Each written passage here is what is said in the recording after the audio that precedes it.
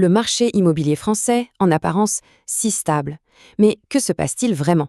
On regarde ça de plus près. En surface, tout va bien, mais si on gratte un peu, on découvre une fragilité qui grandit. C'est le diagnostic qu'on entend partout. Alors pour y voir plus clair, regardons les chiffres.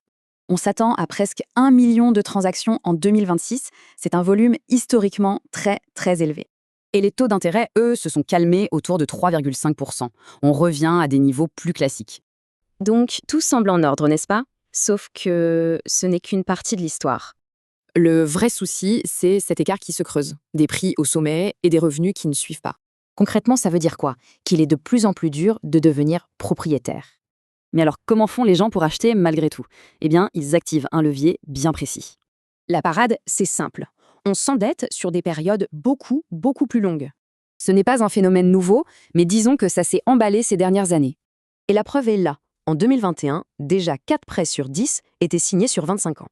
Et hop, en 2025, on passe à plus d'1 prêt sur 2. C'est juste énorme. Le problème, c'est que ce levier, il n'est pas magique. On arrive tout doucement au bout. Entre les règles des régulateurs et la pure logique économique, il y a des limites infranchissables.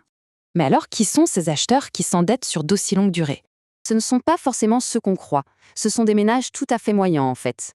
Et quand ce levier sera complètement usé, c'est l'accès au crédit lui-même qui va coincer.